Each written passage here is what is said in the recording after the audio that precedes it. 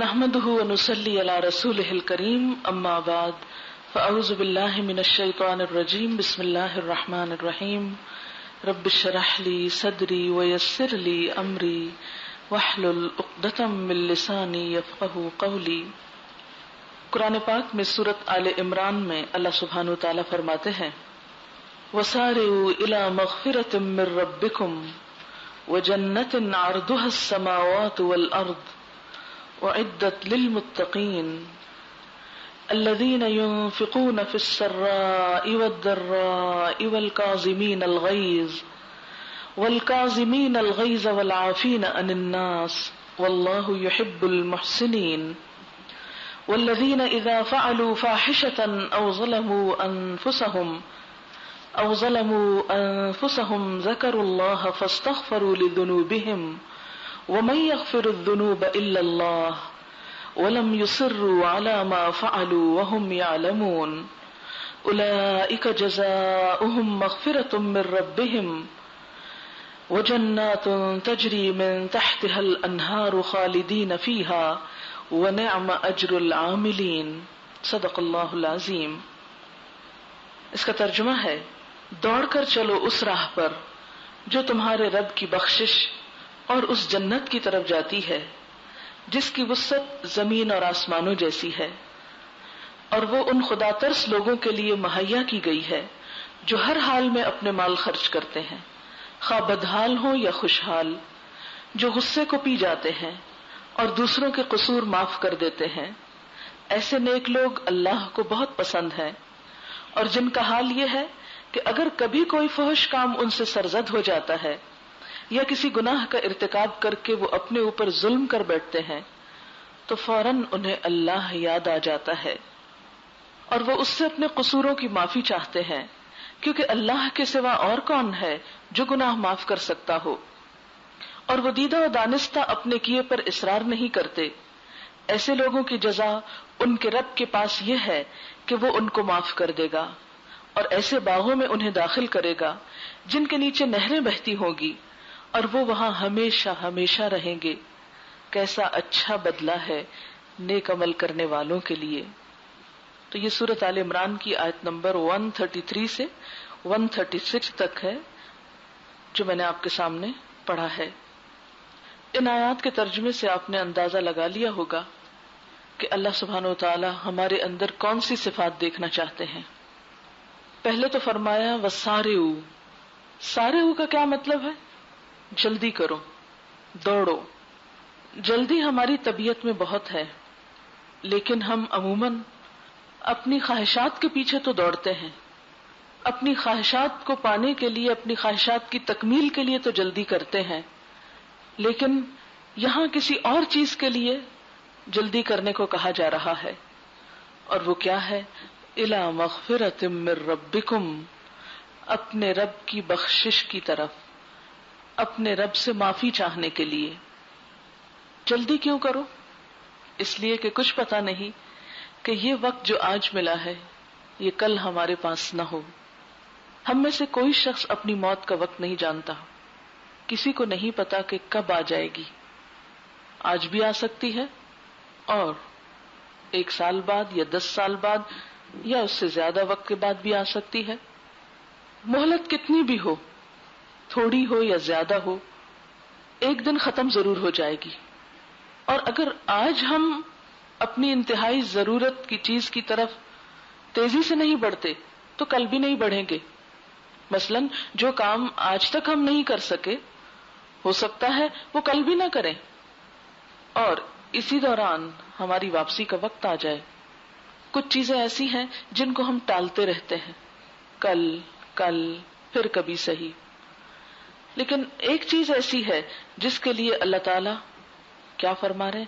نہیں، کل پہ نہیں رکھو، آج ہی کرو اور جلدی کرو۔ تمہیں کیا خبر کہ وہ کل تمہاری زندگی میں ہے یا نہیں، اور اگر ہے بھی تو کل بھی یہ کام کر سکو یا نہ کر سکو، اس لیے آج کر لو۔ سارعوا، جلدی کرو۔ تھوڑی دیر کے لیے سوچئے کہ اگر ہمیں یہ پتا چلے کہ آج شام ہمیں دنیا سے جانا ہے، آج کی رات ہماری قبر میں آئے گی، ہمارے پاس مثلاً 6 گھنٹے کا وقت ہے، تو ہم کون سا کام پہلے کرنا چاہیں گے؟ اپنا اپنا سوچئے کہ آپ ان 6 گھنٹوں میں کیا کرنا چاہیں گے؟ بتائے گا آپ میں سے کوئی؟ آپ کیا کرنا چاہیں گے؟ توبہ کرنا چاہیں گے.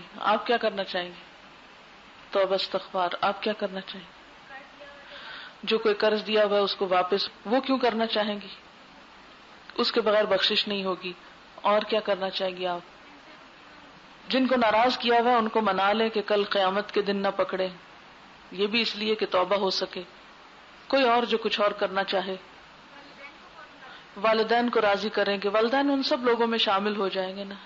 صدقہ خیرات کرنا چاہیں گے کہ جلدی جلدی صدقہ کر لیں. وہ کیوں کرنا چاہیں گے؟ وہ بھی اسی لیے کرنا چاہیں گے تاکہ معافی مل جائے، پچھلے گناہوں کا کفارہ ہو جائے، ہماری چھوٹ ہو جائے. ہمیں سارے کام بھول جائیں گے. ہمیں کھانا بھول جائے گا، ہمیں سونا بھول جائے گا، ہمیں سب کچھ بھول جائے گا. اور یہ کام ہمارا پرائرٹی نمبر 1 پہ آ جائے گا کہ مجھے جلدی کرنی ہے. کیونکہ آگے ہم سے ہماری دنیا کے بارے میں نہیں پوچھا جائے گا کہ کتنی کما کے چھوڑ کے آئے، کیا کیا کارنامے کر کے آئے. دیکھا یہ جائے گا کہ جو غلط کام کیے ان کی معافی بھی کروائی یا نہیں کروائی. تو یہ حقیقت ہے کہ توبہ کی طرف بڑھنا ان کاموں میں سے ہے جس میں ہمیں دیر نہیں کرنی چاہیے. اور جب اللہ تعالیٰ فرمائے تو پھر تو بالکل بھی دیر نہیں ہونی چاہیے. اللہ تعالیٰ فرماتے ہیں سارے دوڑ کر چلو، تیزی کرو، جلدی کرو. کس چیز کی طرف؟ الی مغفرۃ من ربکم، اپنے رب کی بخشش کی طرف. اسے منا لو، اسے راضی کر لو، اپنے گناہوں کو دھو ڈالو، صاف ستھرے ہو جاؤ. اور کس کی طرف؟ وہ جنتن، اور جنت کی طرف. اور جنت بھی کب ملے گی؟ جب پہلے دھلائی ہوگی، صاف ستھرے ہوگے تو پھر اندر جانے کا موقع ملے گا. کیسی ہے وہ جنت؟ عرضها السماوات والارض، جس کا عرض، جس کی چوڑائی، جس کی وسعت آسمان و زمین کے برابر ہے. یہاں بیسیکلی 2 چیزوں کی طرف دوڑنے کا حکم دیا جا رہا ہے. اور وہ کیا ہے؟ ایک تو مغفرت ہے اور دوسری جنت ہے. یعنی ایک تو اپنے گناہوں کے دھونے کا ذریعہ ہے اور دوسرے ان اچھے کاموں کی طرف بھی اشارہ کیا جا رہا ہے کہ معافی کے ساتھ ساتھ کچھ اچھے کام بھی کر لو. یعنی جنت ایک طرح سے مغفرت کا دوسرا حصہ ہے. اور پھر جنت کتنی بڑی ہے؟ آسمان و زمین جتنی ہے. دنیا میں چھوٹا سا گھر بھی بنانا ہو تو کتنی دوڑ دھوپ کرنی پڑتی. وہ تو بہت بڑی جنت، اس کے لیے بھی دوڑ دھوپ کرنی پڑے گی، جلدی کرنی پڑے گی. لیکن وہ ہے کس کے لیے؟ اعدت للمتقین، تقوی والوں کے لیے تیار کی گئی ہے، تیار ہو چکی ہے.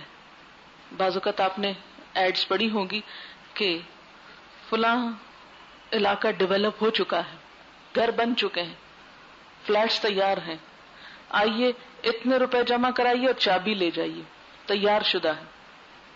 تو آپ کیا پریفر کریں گے؟ بجائے اس کے کہ ایک زمین کا ٹکڑا لے کے دوبارہ ساری ہیڈ ایک کریں، آپ تیار شدہ گھر لینے کو ترجیح دیں گے. تو یہاں بھی تیار شدہ ہے جنت، چابی آپ کو دینا ہے، لیکن اس کے لیے آپ کو دوڑ کے آنا پڑے گا. اور یہ بھی یاد رکھیے کہ جب دوڑتا ہے انسان تو اس کو اپنے آپ کو ہلکا کرنا پڑتا ہے، کیونکہ جنت میں جانے کے لیے اپنے آپ کو گناہوں کے بوجھ سے ہلکا کرنا پڑے گا، گناہوں کے بوجھ کو اپنے سے اتارنا پڑے گا، تب دوڑ کے اس کی طرف بڑھ سکیں گے. بہرحال وہاں پہنچ کر کوالیفیکیشن چاہیے، آپ کی کوالیفیکیشن سرٹیفکیٹ، کیا آپ کوالیفائی کرتے ہیں اندر جانے کو. اور وہ آپ کے ہاتھ میں نہیں ہوگا، آپ کے دل میں ہوگا. ظاہر نہیں اس وقت دیکھا جائے گا، اندر دیکھا جائے گا کہ آپ اندر سے حقیقی طور پر کیسے انسان تھے، متقی انسان یا پھر اس کے برعکس. اب ہم یقینی طور پر یہ چاہتے ہیں کہ ہم متقی انسان بنیں. کیا کریں پھر؟ اگرچہ اس کے لیے کچھ اور بھی کرنا پڑتا ہے، لیکن ان آیات میں خاص طور پر جس چیز کا ذکر ہے وہ کیا ہے کہ متقی بننے کے ثبوت کے طور پر تمہیں کچھ کام کرنا ہے. یہاں اس دوڑ میں شریک ہونے کے لیے، مغفرت پانے کے لیے، جنت پانے کے لیے کچھ کام کرنے ہیں، اور کچھ کام کرنے کے علاوہ کچھ چیزوں کو چھوڑنا بھی ہے. کرنا کیا ہے؟ نمبر 1 الذین ينفقون فی السراء والضراء، جنت ان لوگوں کے لیے ہے، متقی وہ لوگ ہیں، وہاں اندر داخلے کے لیے انہیں ٹکٹ لینا ہے، اس پہ پیسے خرچ کرنے۔ آپ نے دیکھا ہوگا کہ جب آپ کو کسی خاص پروگرام کے دیکھنے کا شوق ہوتا ہے تو اس کے لیے مہنگے سے مہنگا ٹکٹ آپ لے لیتے ہیں۔ کیسے لیتے ہیں؟ بسا اوقات آپ کی جیب اجازت نہیں بھی دیتی تو آپ کیا کہتے ہیں، اچھا کوئی بات نہیں، اس مہینے کے بجٹ میں میں اس چیز کو کٹ ڈاؤن کر دیتی ہوں، یہ ٹکٹ لے کے یہ شو دیکھ لیتی ہوں اور پھر نیکسٹ منتھ یہ کام کر لوں گی دوسرا۔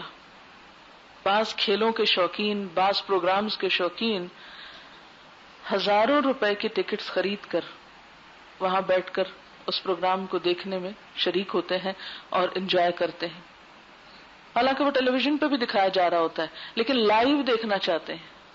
بسا اوقات ٹیلی ویژن پہ وہ زیادہ بہتر دکھ رہا ہوتا ہے، زیادہ کمفرٹیبلی آپ دیکھ سکتے ہیں، لیکن آپ لائیو دیکھنے کے لیے وہاں اس ہجوم میں پہنچتے ہیں۔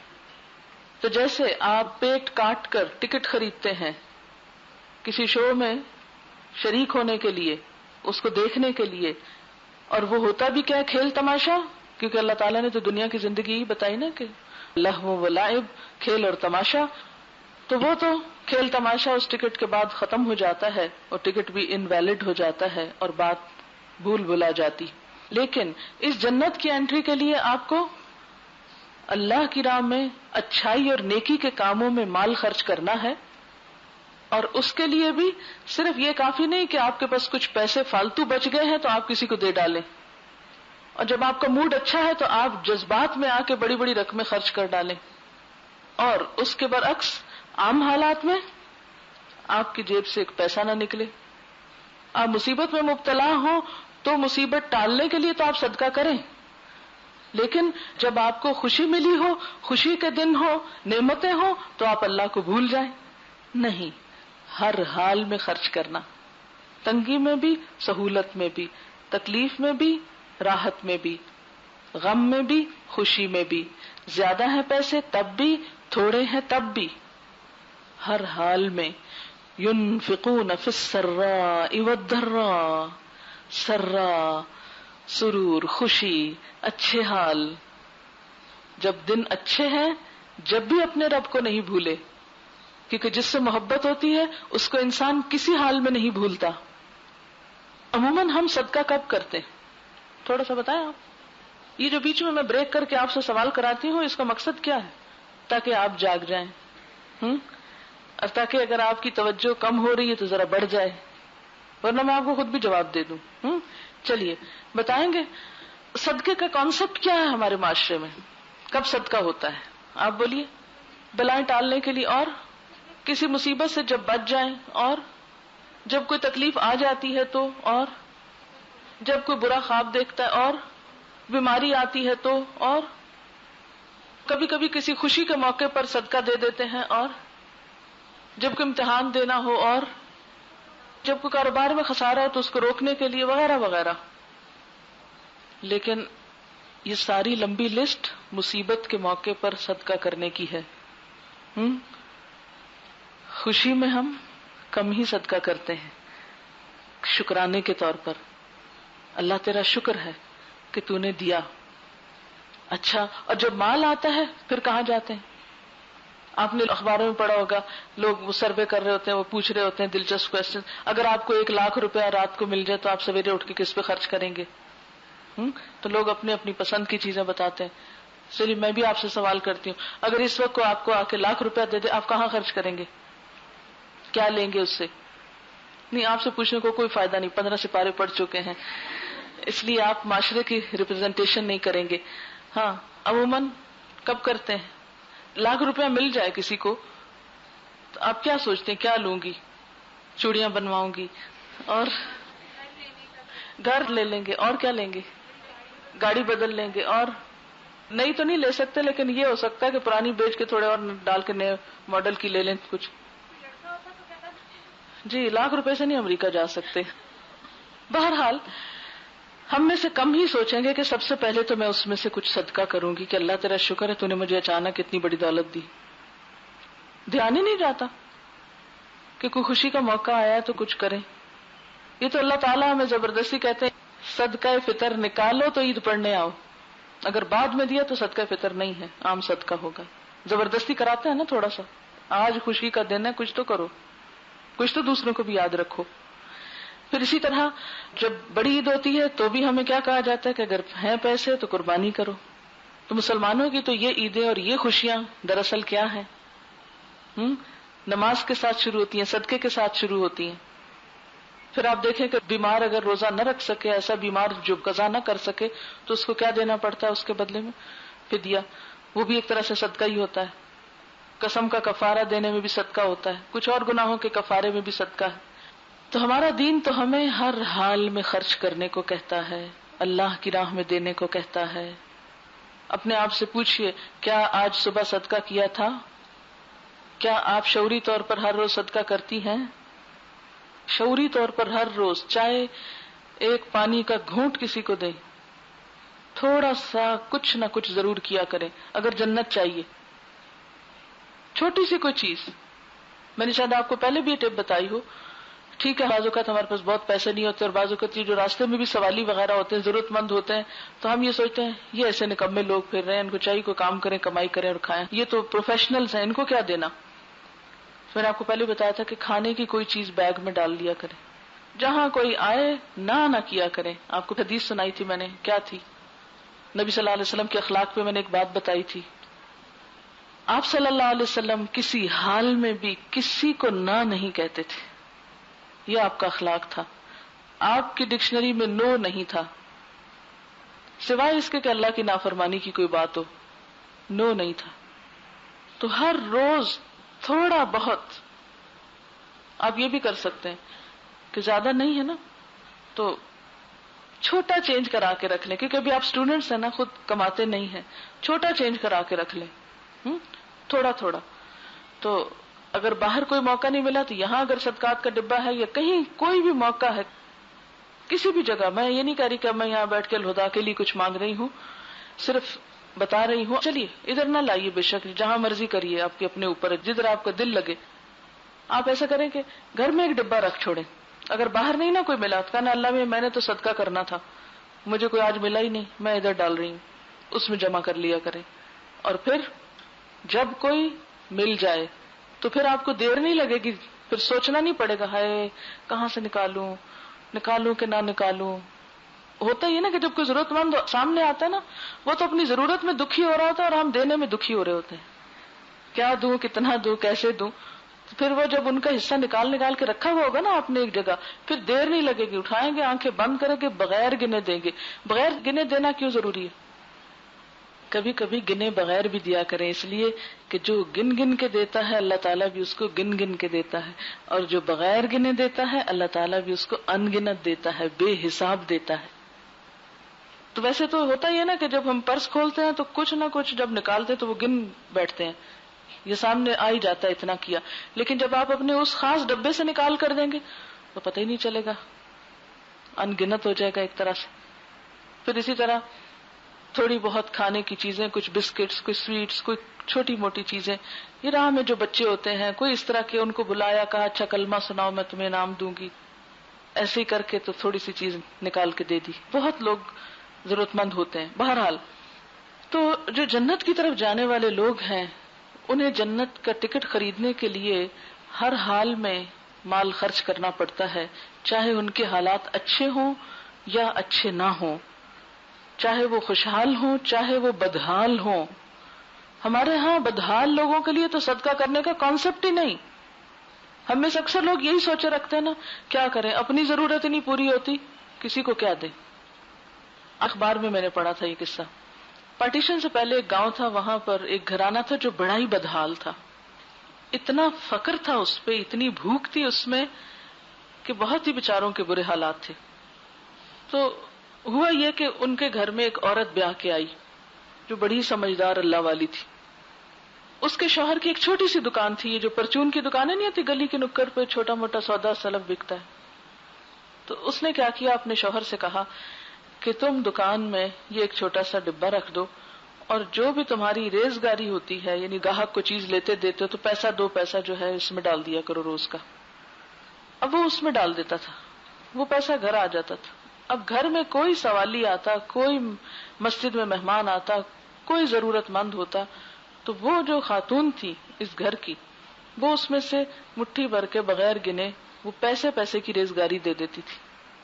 اس کی برکت سے اس خاتون کو اتنا کچھ ملا کہ اللہ تعالیٰ نے اس کے ذریعے سے بڑے بڑوں کی مدد کروا دی اور بے شمار لوگوں کو اس کے ذریعے سے فیض پہنچا.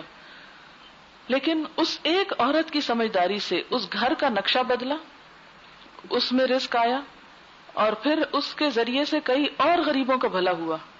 تو آپ بھی سب خواتین ہیں, اگر آپ نہیں بھی کماتی تو اپنے باپوں سے, بھائیوں سے, شوہر سے صرف ایک پیسے کا سوال کر لیں, صرف چینج اس میں ڈال دیں اور اس کو آپ ان گنت دے کے دیکھیں, پھر آپ دیکھیں آپ کے رزق میں برکت آتی ہے کہ نہیں آتی, اور ضرور آئے گی انشاءاللہ, کہ یہ اللہ کا وعدہ ہے.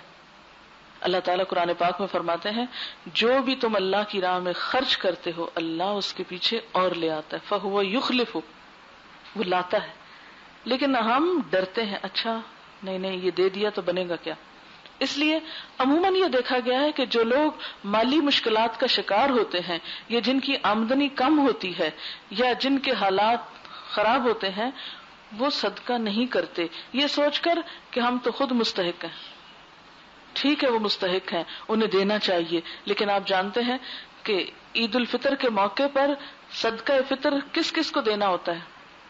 ہر شخص کو دینا ہوتا ہے, چاہے کوئی غریب ہے یا امیر ہے. حتیٰ کہ غریب بھی دے گا چاہے اس کی طرف پھر لوٹا دیا جائے, لیکن اس کو بھی نکالنا ہے تاکہ ہر شخص نکالنے کا عادی بنے, یہ قوم دینے والی بنے.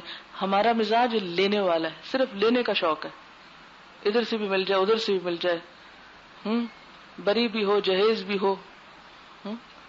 لیکن جنت میں جانے والے دینے والے ہوتے ہیں. شروع میں قرآن پاک کے آپ نے کیا پڑھا تھا؟ وَمِمَّا رَزَقْنَاهُمْ يُنْفِقُونَ, اور اس میں سے جو رزق ہم نے ان کو دیا وہ خرچ کرتے ہیں, اپنی ذات پہ بھی کرتے ہیں, دوستوں رشتہ داروں پہ بھی کرتے ہیں, مہمانوں پہ بھی کرتے ہیں, اور غریبوں پہ بھی کرتے ہیں.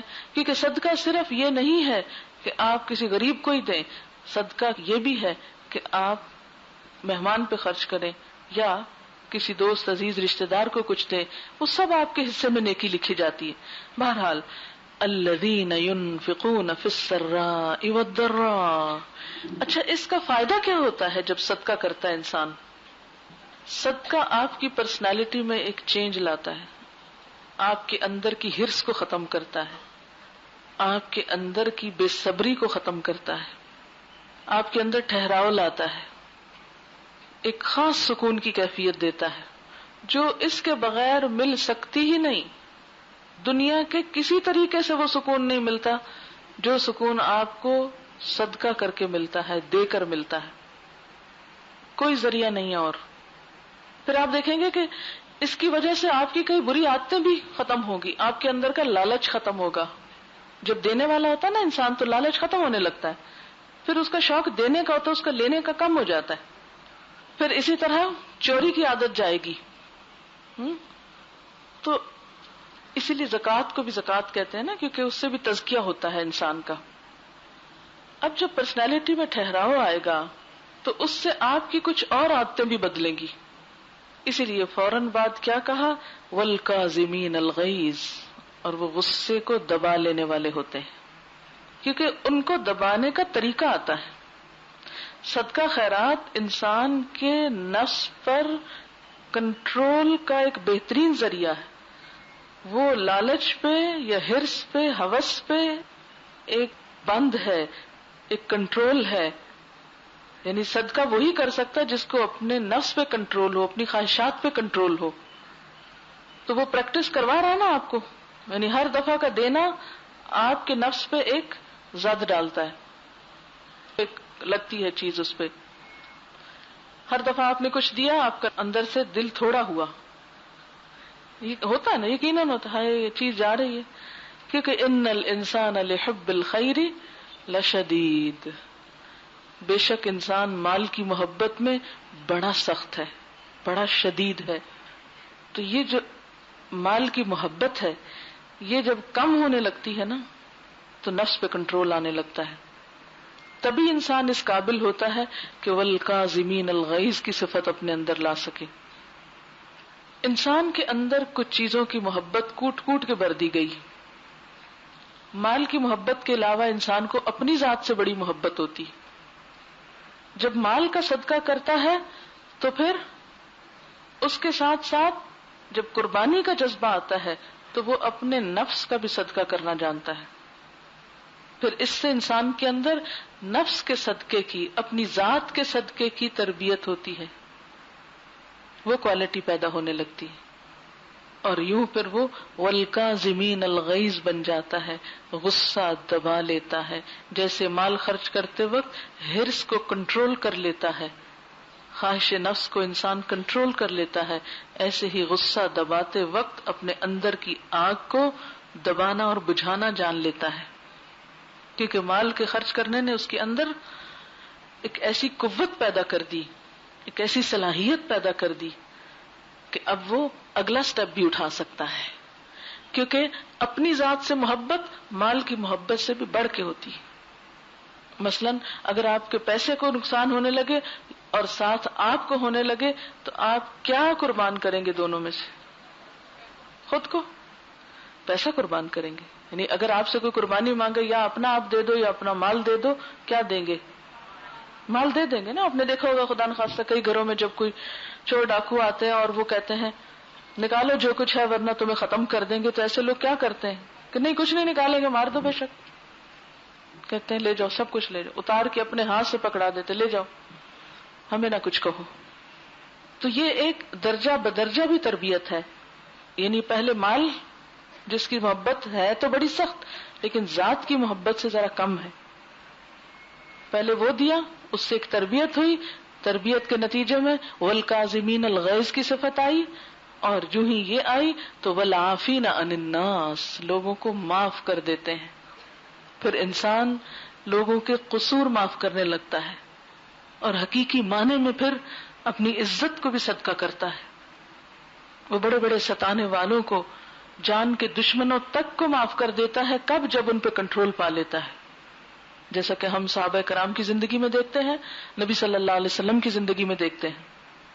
فتح مکہ کے موقع پر آپ نے کیا کیا تھا؟ کچھ بتائیں گے آپ کیا کیا تھا؟ کس کو معاف کیا تھا؟ دشمنوں کو معاف کیا تھا آپ نے. کون سے دشمن؟ آپ کو یاد ہے ہجرت کیسے ہوئی تھی؟ پڑھ چکے ہیں نا آپ یہ سب. اچھا، مکہ جب فتح ہوا تھا تو آپ نے اپنے دشمنوں کو کیسے معاف کیا تھا؟ کچھ پتہ؟ عام معافی دے دی تھی، بالکل عام معافی دی تھی. اور یہ صرف آرٹیفیشل قسم کی معافی تھی یا واقعی معافی تھی؟ نبی صلی اللہ علیہ وسلم جب مکہ میں تھے تو لوگوں نے آپ پر بہت تشدد کیا، اتنا کہ بالآخر سب قبائل مل کر اس بات پر متفق ہو گئے کہ ہر ایک اپنا اپنا ایک نمائندہ بھیجے گا اور وہ آپ پہ شبخون ماریں گے اور نعوذ باللہ آپ کا کام تمام کر دیں گے. اور آپ کو معلوم ہے کہ اسی رات جب ان سارے قبائل نے مل کر اپنے افراد کو آپ کے مکان کا گھیراؤ کرنے کے لیے بھیجا تو آپ اللہ کے فضل سے اس جگہ سے نکل آئے. یاد ہے نا ان کو کیا ہوا تھا؟ وہ جو گھیرا ڈالے ہوئے تھے ان کو اونگ آ گئی تھی. اس کے بعد تو مکہ رہنے کا کوئی سوال ہی پیدا نہیں ہوتا تھا نا، کیونکہ اب تو جان کا خطرہ ہو گیا تھا.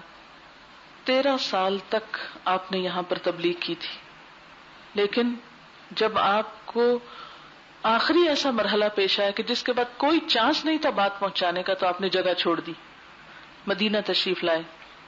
اور مدینہ میں 7 سال گزارے تھے کہ رمضان 8 ہجری میں دوبارہ مکہ فتح ہو گیا. لیکن جس وقت مکہ فتح ہوا تو آپ کے دل کی کیفیت کیا تھی؟ وہ بالکل اس سے مختلف تھی جو عام فاتحین کی ہوتی ہے. دیکھنے والے بتاتے ہیں کہ مکہ میں داخلے کے وقت آپ ایک اونٹ پہ سوار تھے.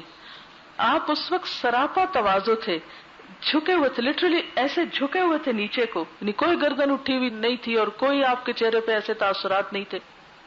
مکہ فتح ہو رہا ہے اور آپ اونٹ پہ بیٹھے اور آپ کا چہرہ جھکا ہوا ہے. یہاں تک کہ روایات میں آتا ہے کہ آپ کی داڑھی جو تھی جھکنے کی وجہ سے اونٹ کے کجاوے کو چھو رہی تھی. اتنا زیادہ فزیکلی بھی آپ جھکے ہوئے تھے، اتنی عاجزی تھی آپ کے اندر. یہ سیرت ابن ہشام کی روایت ہے. جب مکہ میں داخل ہوئے تو آپ کعبہ کے دروازے پر کھڑے ہو گئے اور فرمایا ایک اللہ کے سوا کوئی معبود نہیں، اس کا کوئی شریک نہیں، اس نے اپنے وعدے کو پورا کر دیا، اپنے بندے کی مدد فرمائی اور مخالف گروہوں کو تنہا شکست دے دی.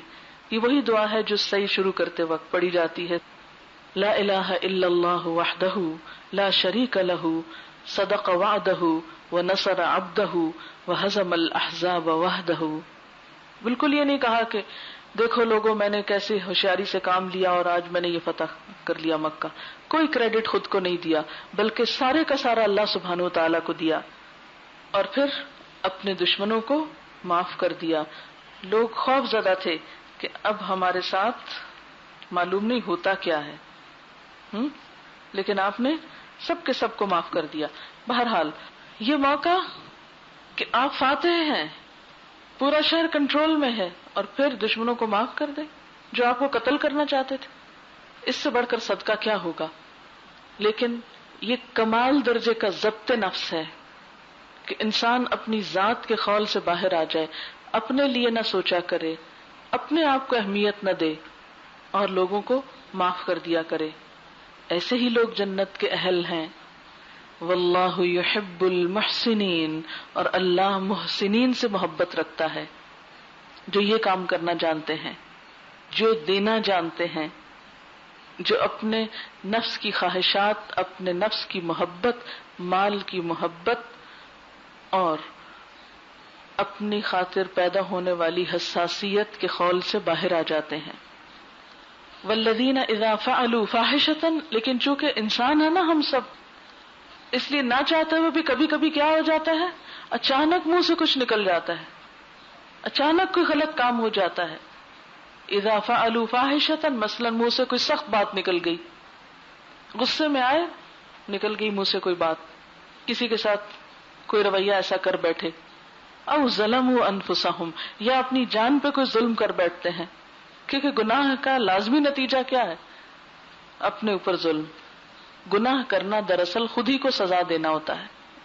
اب ایسا ہونے کے بعد ان کا رویہ کیا ہوتا ہے، ذکر اللہ، فوراً اللہ کو یاد کرنے لگتے ہیں، اللہ تعالیٰ غلطی ہو گئی، میں اپنی غلطی کا اعتراف کرتا ہوں.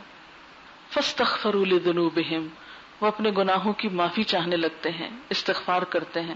ومن یغفر الذنوب الا اللہ، اور اللہ کے سوا گناہ معاف کون کر سکتا ہے. ولم یصروا علی ما فعلوا، اور اپنے کیے پہ وہ اصرار نہیں کرتے.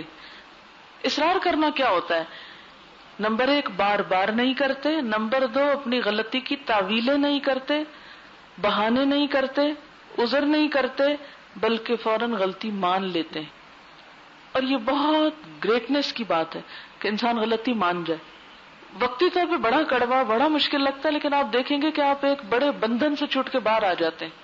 آپ غلطی نہیں مانتے، خود کو عرصے تک سزا دیتے ہیں، مان کر فوراً ریلیکس ہو جاتے ہیں، ایک دم وہ ساری تکلیف کی کیفیت ختم ہو جاتی ہے.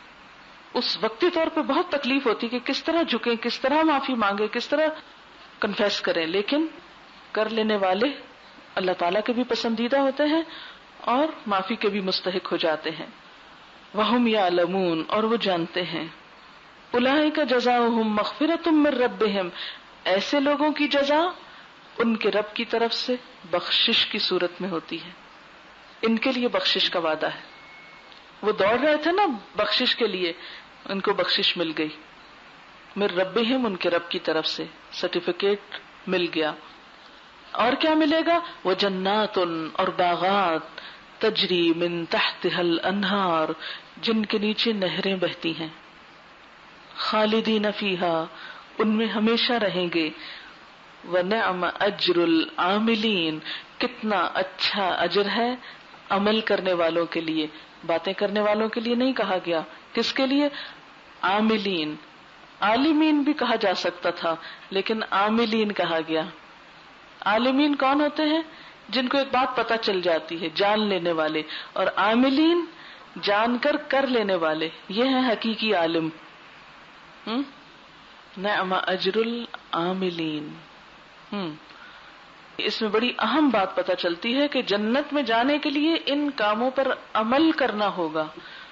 عاملین بننا ہوگا. چلیے اس میں سے ہم خاص طور پر غصے کے بارے میں کچھ بات کریں گے کہ جنت میں جانے والوں کے لیے ایک شرط ہے، اور وہ کیا ہے کہ وہ غصہ کرنے والے نہ ہوں. لیکن آج ہماری مشکل کیا ہے؟ کوئی شخص نہیں جو یہ کہتا ہوا سنائی نہ دے کہ میری ایک بڑی کمزوری ہے کہ مجھے غصہ جلدی آتا ہے. اکثر لوگوں کو یہی کہتے ہوئے سنا گیا ہے. اگر آپ کسی سے بھی پوچھیں کہ تم اپنی کوئی ایک کمزوری بتاؤ، آپ کو میجورٹی یہ کہتی سنائی دے گی مجھے غصہ بڑی جلدی آتا ہے، مجھے تو غصہ بہت زیادہ آتا ہے. اور کوئی یہ کہتا نہیں سنائی دے گا کہ مجھے غصہ نہیں آتا، مجھے تو کبھی غصہ آیا ہی نہیں، میں تو نہیں جانتی غصہ کیا ہوتا ہے. کوئی یہ نہیں کہہ سکتا. کیوں نہیں کہہ سکتے؟ اس لیے بھی نہیں کہہ سکتے کہ غصہ تو ہمارے اندر رکھا گیا ہے، وہ تو کیونکہ فَأَلْهَمَهَا فُجُورَهَا وَتَقْوَاهَا، ہمارے اندر خیر بھی ہے، ہمارے اندر شر بھی ہے. لا تزکوا انفسکم، اپنے آپ کو پاک مت سمجھو، بل اللہ یزکی من یشاء، بلکہ اللہ ہی جسے چاہتا ہے پاک کرتا ہے. کوئی فرشتہ نہیں ہے، ہم سب انسان ہیں، ہمارے اندر اچھائیاں بھی ہیں، ہمارے اندر برائیاں بھی ہیں. برائیوں اور بیماریوں میں ہمارے سر فہرست غصے کی بیماری ہے. اچھا، اللہ تعالیٰ نے بھی یہ نہیں فرمایا اور وہ غصہ کرتے ہی نہیں، یہ کہا ہے کیونکہ یہ تو ہیومنلی نہیں، یہ تو ہو ہی نہیں سکتا. کہا غصہ تو آتا ہے ان کو لیکن وہ کنٹرول کرنا جانتے ہیں. تو یہ یاد رکھیے کہ ہر نارمل انسان کو غصہ آتا ہے.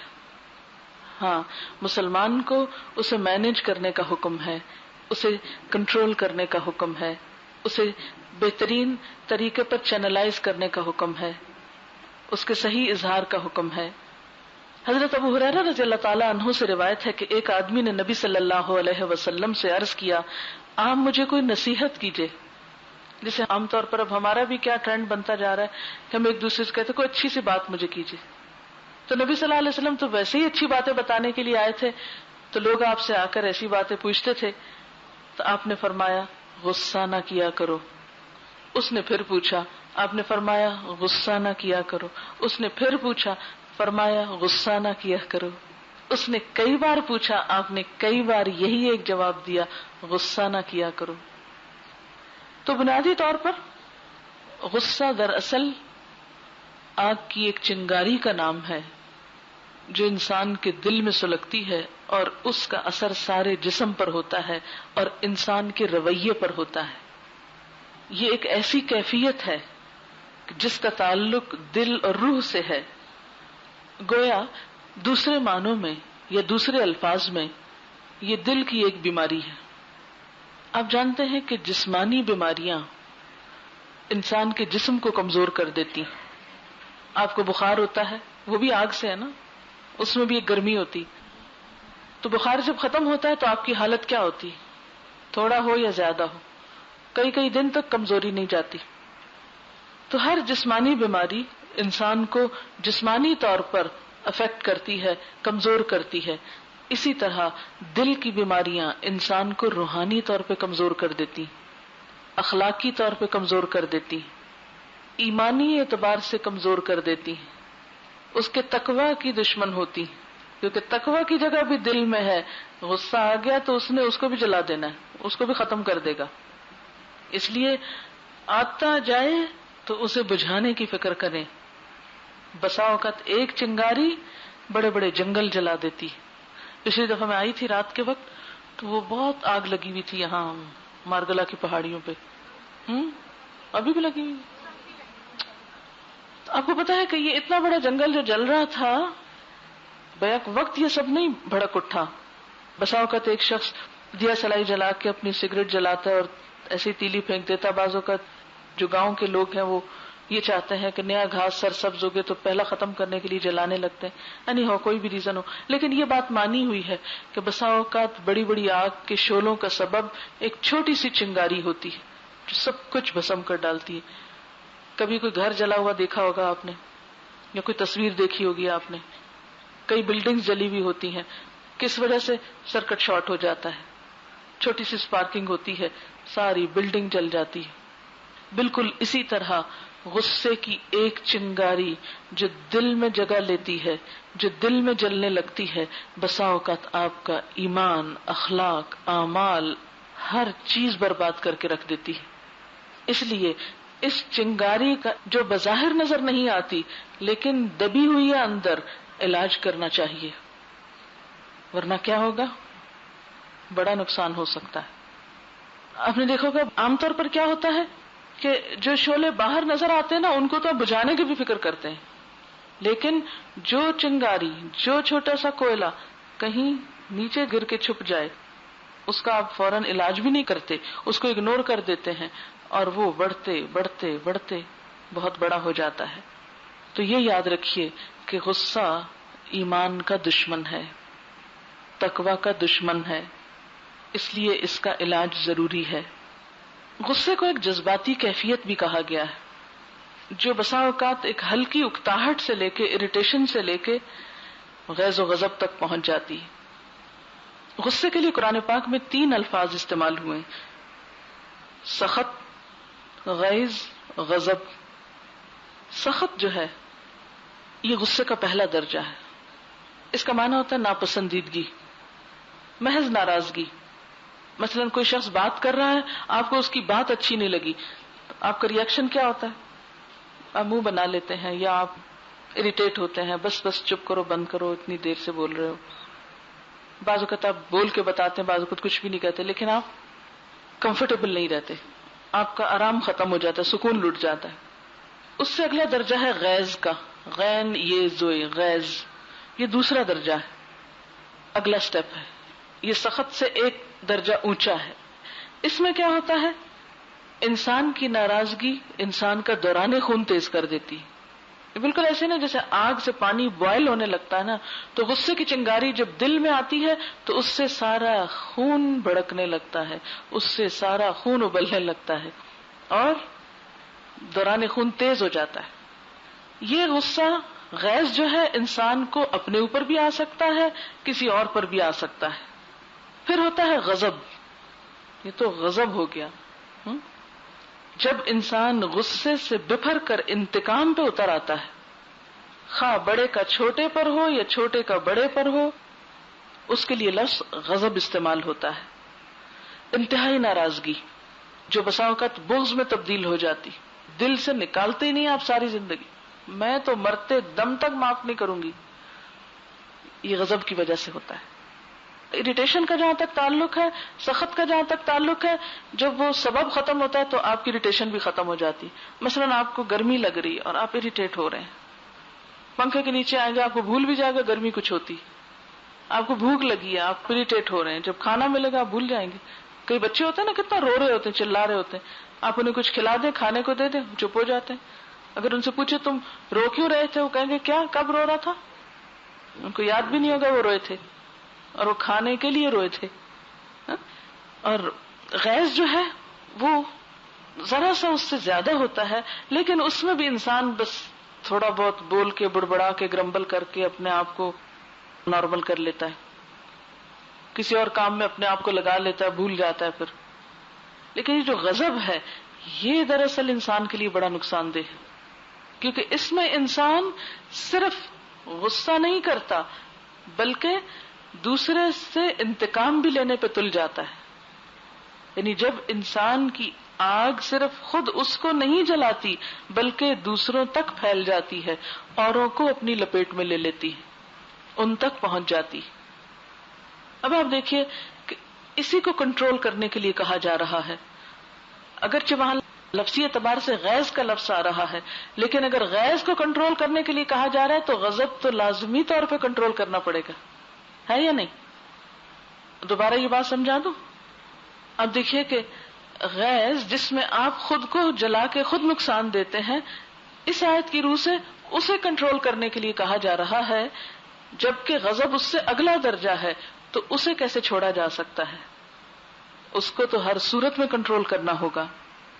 اب کنٹرول کرنے کے لیے لفظ کاظم آیا ہے، کظما، کاظم، کنٹرول کرنے والا، باندھ لینے والا. کاف زوئے میم کا لفظی مطلب ہوتا ہے باندھنا. جیسے بوری کا منہ باندھا جاتا ہے. اب تو بوریاں ہی نہیں ہوتی گھروں میں، تو کہاں سے بتاؤں آپ کو بوری سے مثال دے کے. چلیے ایک بڑی آسان مثال جس سے آپ کو زیادہ سمجھ آئے گی بوری کی نسبت بھی. ہاٹ واٹر بوتل ہوتی ہے آپ کے گھر میں، گرم پانی کی بوتل ہوتی ہے آپ کے گھر میں، اس میں ابلتا ابلتا پانی ڈالتے ہیں آپ جب کہیں درد ہوتی. پھر آپ اس پانی کے ساتھ کیا کرتے ہیں؟ اس کے اوپر ڈھکن لگاتے ہیں. اور ڈھکن کیسے لگاتے ہیں؟ پوری احتیاط سے پورے کا پورا اس کو بند کرتے ہیں، اور پھر الٹا کے دیکھتے ہیں کوئی قطرہ باہر تو نہیں آ رہا. دیکھتے ہیں کیوں؟ اس لیے کہ اگر ایک قطرہ بھی باہر ٹپکا تو جلا دے گا. یہ جو ڈھکن دے رہے ہیں نا آپ، اوپر پیچ کس رہے ہیں اس کے، یہی عمل ہے کاظم کا. کاظم کا کام یہی ہے کہ اس رستے کو بند کر دینا جس سے کوئی چیز نکل کے نقصان دے، اس چیز کو بند کر دینا، اس رستے کا سد باب کرنا جہاں سے کوئی چیز باہر آ کر دوسروں کو نقصان پہنچائے. اب آپ دیکھیں اگر وہ گرم پانی بوتل کے اندر ہو تو باعث ٹکور ہے، باعث شفا ہے، اور اگر باہر نکل کر آپ کی ٹانگ پہ گر جائے تو آپ دیکھیے کہ پھر اس کے اثرات کیا ہوتے ہیں. اس سے آپ کا جسم تو جلے گا سو جلے گا، پھر اس پہ چھالا پڑے گا، پھر چھالے سے زخم بنے گا، پھر زخم کا نشان نہیں جائے گا.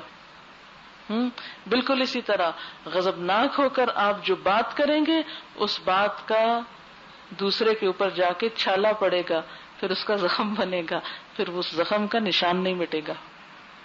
اس لیے بہتر ہے یہ ابلتا پانی اندر ہی رہے اور کسی پازیٹو استعمال میں آئے، دوسروں کے لیے شفا بن جائے. جیسے وہ گرم ابلتا پانی یا گرم ابلتے پانی کی بوتل شفا بنتی ہے. اللہ تعالیٰ نے ہمیں انسان بنایا ہے. ہم میں اور جانوروں میں فرق یہی ہے. کیا فرق ہے؟ جانوروں کو جب غصہ آتا ہے وہ کنٹرول کرنا نہیں جانتے. آپ نے کبھی دو بھینسیں ان کو سینگ لڑاتے دیکھا ہے؟ دو بکریوں کو سینگ ٹکراتے دیکھا ہے؟ جانوروں کو غصے کے عالم میں دیکھا ہے کبھی؟ کیا کرتے ہیں؟ ٹکرے مارتے ہیں ایک دوسرے کو، سینگ لڑاتے ہیں اور بڑی بھونڈی قسم کی حرکتیں کرتے ہیں.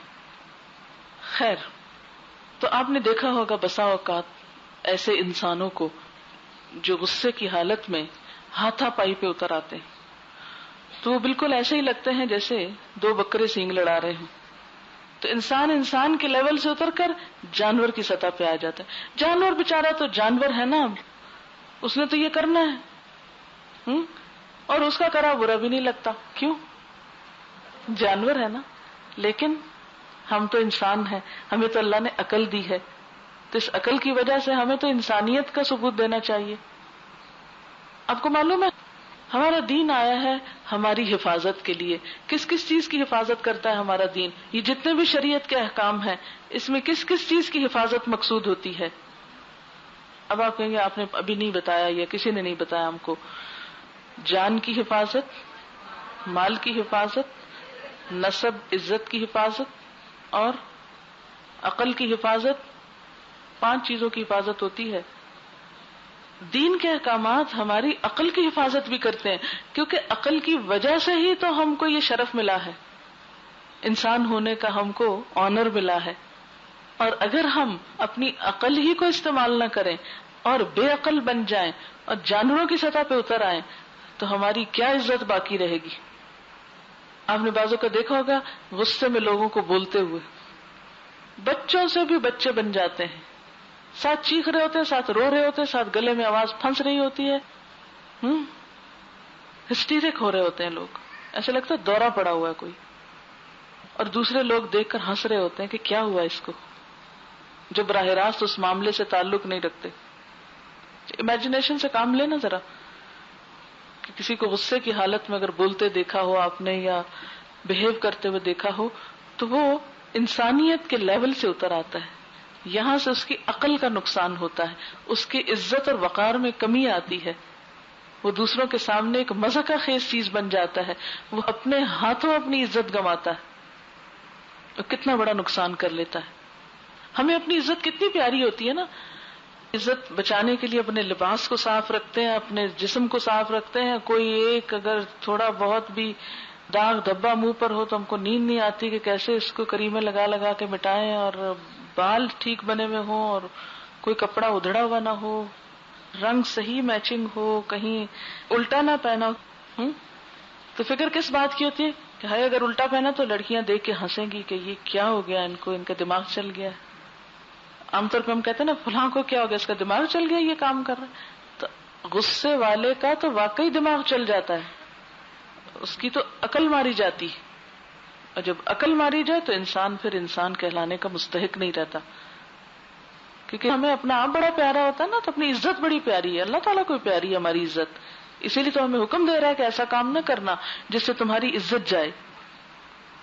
اور ویسے بھی اگر دیکھا جائے، جو انسان اپنے نفس کا کنٹرول لوز کر جاتا ہے پھر اس کا کنٹرول شیطان کے ہاتھ میں آ جاتا ہے. جب ہمارے ہاتھ اپنے اسٹیئرنگ پہ ڈھیلے پڑتے ہیں، مثلا اگر ایک گاڑی میں دو لوگ جا رہے ہیں اور ایک گاڑی چلا رہا ہے، ساتھ بیٹھا ہوا دیکھتا ہے اچانک کہ اس شخص کے دماغ کو کچھ ہو گیا ہے اور یہ سینسز میں نہیں ہے، تو وہ کیا کرے گا؟ اور اس کے ہاتھ ڈھیلے پڑ رہے ہیں گاڑی سے، تو وہ فوراً دوسرا آگے سے سنبھالے گا نا کنٹرول، بریکیں لگانے کی کوشش کرے گا. اب ذرا تصور میں لائیں ایسے کو کہ کوئی چلاتے چلاتے گاڑی اس کے سینسز ختم ہو جائیں یا کم ہو جائیں. اسی لیے تو آپ نے دیکھو کہ جہاز ایک شخص نہیں چلاتا، پورا کرو ہوتا ہے، کیونکہ بہت سارے انسانوں کی جان کو خطرہ ہوتا ہے.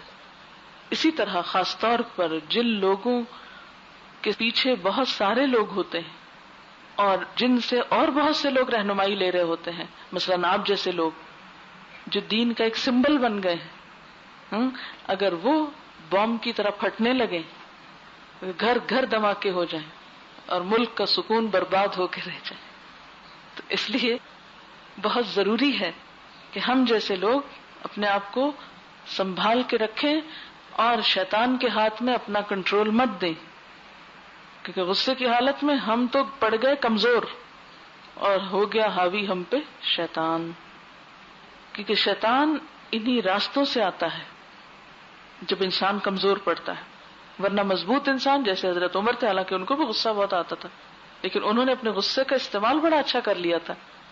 اینگر مینجمنٹ میں حضرت عمر کی پرسنالٹی کو سامنے رکھنا بہت ضروری ہے. جو کام حضرت عمر نے پھر کیا، ایسا نہیں کہ غصہ کرنے والے کو خراب لوگ ہوتے ہیں اور وہ تو بہت ہی برے ہیں، انہیں کنڈیم کرو اور برا کرو، نہیں، ان کے غصے کو چینلائز کرو، کیونکہ وہ کچھ کرنا چاہتے ہوتے ہیں نا، ان کے اندر اللہ نے بہت پوٹینشیل رکھا ہوتا ہے، اسے استعمال کرنا چاہتے ہیں. وہ قوت ہے اندر انسان کے، جب وہ کنسٹرکٹیو چیزوں میں استعمال نہیں ہوتی، تعمیری چیزوں میں استعمال نہیں ہوتی، تو ڈسٹرکشن کی طرف چلی جاتی. اسی لیے آپ دیکھیں گے کہ بچوں میں کچھ بڑے ہائپر ہوتے ہیں، کچھ بہت چیختے چلاتے ہیں، آپ پریشان ہوتے ہیں کتنے بدتمیز بچے اتنا چیختے چلاتے کیوں. لیکن عقل مند مائیں سمجھتی ہیں کہ مجھے اپنے بچے کے لیے اس سے زیادہ کوئی اور ایکٹیویٹی چاہیے، اسے کچھ اور مصروف کرنے کی ضرورت ہے. اور کم عقل مائیں کیا کرتی ہیں، انہیں ہر روز 2 4 لگاتی رہتی اور ان کو جنگلی بنا دیتی ہیں. پھر ان بچوں میں اور جنگل کے جانوروں میں فرق نہیں رہتا، پٹائی کروا کروا کے. تو آپ چونکہ مائیں بھی ہیں، آپ کے لیے تو بہت زیادہ ضروری ہے کہ آپ اس چیز کو سمجھیں، تاکہ جاہل ماؤں کی طرح بچوں کو محض مارنا ہی نہ سیکھیں. ایسے بچوں پہ تو بڑا ہی ترس آتا ہے. ایک دفعہ میں حرم میں تھی، یعنی مکہ میں تھی، خانہ کعبہ کے پاس. تو عام طور پر ایسا ہوتا تھا کہ ظہر کی نماز پڑھ کے میں وہیں پر قرآن پاک پڑھتی، وہیں بیٹھتی، غور و فکر تھوڑا کرتی. تو خواتین کا حصہ وہاں ہوتا ہے الگ، تو وہیں بیٹھی ہوئی تھی. تو میں نے دیکھا کہ ایک بلیک عورت تھی، کسی افریقہ کے ملک سے، اس نے اپنے بچے کو باقاعدہ کپڑے سے باندھا، پھر جو اس کی پٹائی شروع کی. کہتی ہوں کہ پولیس والا بھی کسی مجرم کی ایسی پٹائی نہیں کرے گا جو اتنے سارے بچے کی اس ماں نے شروع کر دی. یہ تو روح کانپ گئی کہ یہ کیسی ماں ہے. اور کوئی میرا خیال ہے اتنی بڑی اس نے کیا حرکت کی ہوگی کہ کوئی ڈاکہ ڈال کے آیا یا کیا، اس نے وہیں پر کوئی اس کو پریشان کیا، ستایا. لیکن بہت سخت پریشانی. اسی طرح کئی دفعہ پبلک پلیسز پہ میں نے ایسے حادثے دیکھے ہیں کہ جیسے کسی ہاسپٹل میں یا کہیں اور، بعض مائیں اریٹیٹ ہوتی ہیں، ڈاکٹر نہیں مل رہا، بیمار ہیں، بچے تنگ کر رہے ہیں، تو وہ لگاتی ہیں ان کو، کہ بہت سخت رحم آتا ہے ان بچوں کے اوپر.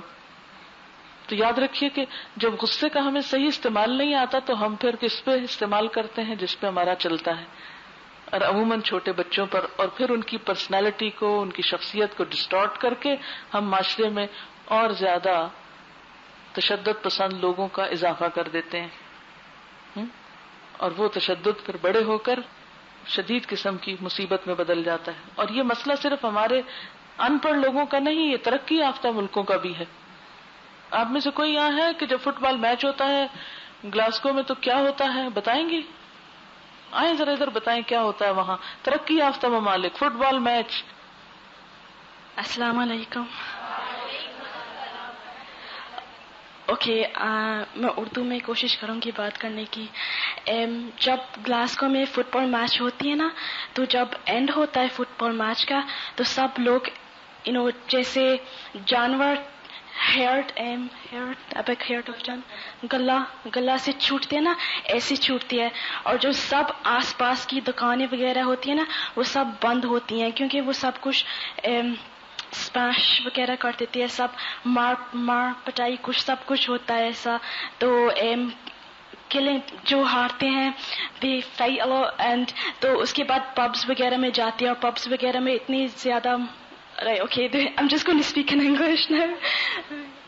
Okay, well, they go to the pubs after the matches, and they have fights, and they go up to the level of killing each other, and especially when it's two mean football groups, they really get each other, and there's always some sort of injury, some sort of fight after the matches. There's so many hooligans, and especially if they see anything they don't like, they're so drunk, they're not in any fit state of mind. They get at each other, they fight, they're mad, they're like animals, they're worse than animals, and I'm too nervous to speak. مجھے اچھی طرح یاد ہے کہ جب کبھی fit بال match ہوتا تھا تو سب لوگ، جیسے انہوں نے کہا نا، شاپس بند کر دیتے تھے جو آس پاس کے علاقے ہوتے تھے، اور ٹریفک میں بھی ایک خوف کی سی کیفیت ہوتی تھی کہ اگر بھول کے بھی آپ گاڑی لے گئے اس سائڈ پہ تو پلٹا لیتے تھے لوگ کہ نہیں آگے فٹ بال میچ ہو رہا ہے، اگر لوگ وہاں سے چھوٹے تو پتہ نہیں ہوتا کیا ہے. تو عموماً اس کے پیچھے بھی ایک اینگر ہوتا تھا، یعنی میچ کے دوران ایک ٹیم ظاہر ہے جیتے گی، ایک ہارے گی، پھر اس کے بعد جو ان کے آپس کے فینز ہیں یعنی دونوں ٹیمز کے، پھر ان کے بیچ میں جس قسم کا ری ایکشن ہوگا. یعنی دیکھ کے مجھے اور سن کے اس وقت نیوز پیپر میں باقاعدہ اگلے دن آتا تھا یہ مار دیا، یہ زخمی اتنے ہوئے، یعنی اٹ واز بالکل نارمل تھنگ نا. تو مجھے یہ سمجھ نہیں آتی تھی کہ اتنا پڑھ لکھ کے اور اتنے سالوں سال ان کو ادب آداب سکھا کے تو پھر یہ کیوں اس موقع پہ جانور بن جاتے ہیں نا. تو بات یہ ہے کہ اللہ کا خوف اور اللہ کی ذات اور حقیقی دین کی روح ہی انسان کو وہ جذبہ عطا کرتی ہے کہ جس میں انسان اپنے غصے کی طاقت کو، یہ دوسری طاقتیں جو ہمارے اندر رکھی گئی ہیں، ان کو ہم صحیح طور پر استعمال کر سکیں. اور اس میں پھر آپ دیکھیے کہ جب تک ہم غصے کو کنٹرول نہیں کرتے نا تو اس کا نقصان صرف ہمیں نہیں ہوتا بلکہ ہمارے آس پاس کے لوگوں کی زندگی جہنم بن کے رہ جاتی ہے. اور مسلمان کی تعریف کیا ہے؟ المسلم من سلم المسلمون من لسانہ ویدہ. مسلمان وہ ہے جس کے ہاتھ اور زبان سے دوسرے مسلمان محفوظ رہیں. اور میں چاہوں گی کہ اللہ کرے کہ ہم اس ٹاپک کا حق ادا کر سکیں اور ہمارے اندر ایسا پازیٹیو چینج آئے کہ ہم اپنے غصے کو بہتر طرف نکال سکیں. یعنی دبانے کا یہ مطلب یہ نہیں ہے کہ آپ اس کو دبا کے بیمار پڑ جائیں. اس کا مطلب یہ ہے کہ وہ جیسے بوٹل کی مثال دی تھی نا کہ کنٹرول کر کے اس بوٹل سے جیسے شفا ہوتی ہے تو ہمارے غصے سے بھی کچھ تعمیری کام ہو جائے. اوکے چلیے کوئی اور بات آپ کو پوچھنا ہے تو اینی کوشچن. کہتی ہے کہ میں نے ایک جگہ پڑھا تھا کہ غصے میں انسان کی آنکھیں بند اور زبان کھل جاتی ہے. جی ہاں یہ صحیح کہا انہوں نے. بیسیکلی ہوتا کیا ہے، آنکھیں بند ہونے کا مطلب کیا ہے کہ غصے کی شدت کی وجہ سے اس کو کچھ دکھائی نہیں دیتا. یہ سمپٹمز میں سے ہے نا. اگر آپ چاہیں تو آپ سمپٹمز کی بھی ایک لسٹ بنا سکتے ہیں کہ غصے کی حالت میں انسان کی جسمانی کنڈیشن کیا ہوتی ہے. اور بیسیکلی یہ مانوی طور پر لفظ بولا گیا ہے آنکھیں بند، یعنی اس کو حلال حرام، بڑے چھوٹے، ماں باپ، بہن، استاد، بچے، کسی کی تمیز نہیں ہوتی. وہ ہر ایک سے اس طرح ٹریٹ کرتا ہے کہ جیسے وہ اس کے آگے ایک کھلونا ہو. سبحانک اللہم وبحمدک نشہد ان لا الہ الا انت نستغفرک ونتوب الیک. والسلام علیکم ورحمۃ اللہ وبرکاتہ.